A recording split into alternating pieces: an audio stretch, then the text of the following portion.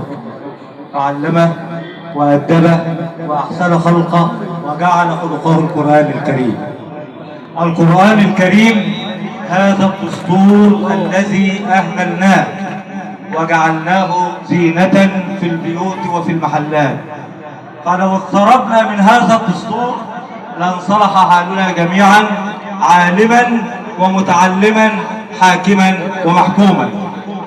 جئنا اليوم من جميع قرى ومدن ومراكز محافظة الدقهلية اعزازا واحتراما لشخص الشاعر المحبوب، الشاعر الذي اقتحم قلوبنا جميعا، ابن مركز ومدينة المطرية واحد اعلام الشعر في محافظة الدقهلية، الرجل الخلوق الشاعر الكبير علي عبيد.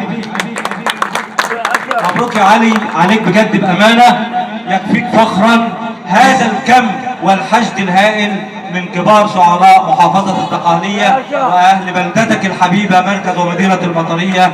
هذا ان دل انما يدل عن حب اهلك لك يا استاذ عادل. مليون مبروك. ومع قصيدتي بعنوان جيش بلادي. يا كلمه الحق، يا كلمة الحق اشهدي، زلزل الميدان وحي جيشنا الأبي في كل حين وأوان، وشيل ايد اللي باعك واكسر اللي خان،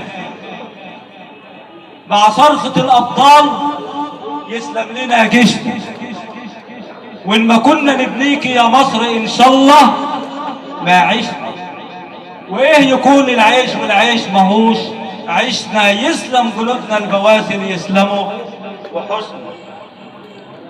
الجيش حملنا الثورة ولدمها حائل، اما اللي يقتل ولادي ده عميل خسيس خاين.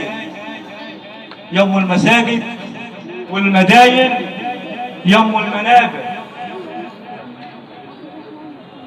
الثورة جيشنا حماها والمولى علاها، ونشيد بلادي تملي رحيالة بسماها، واللي يحارب في جيشنا يحرم عليه عشنا، واللي يحارب في جيشنا يحرم عليه عشنا، واللي بيقتل ولادي بيجيب حقنا جيشنا.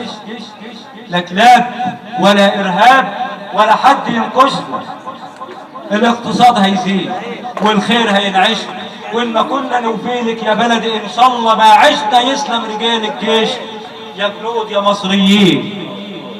تحموا الحدود والبلد طول عمركم صامدين علشان تراب البلد، واقفين أسود جامدين من عهد أحمد عرابي يشهد ليوم الدين، بتصد كل غزاة ويهود ومحتلين، وكسرت شبك الإرهاب وصمتوا في الميادين. يا خير جند الأرض يحميكوا رب معين، ينصركوا على الإرهاب واللعنة للفاسدين، وكلمة الحق تنطق للظلم والخاينين. يحميك يا جيش بلادي يا جنود يا مصريين. شكرا جزيلا. أشرف غريب.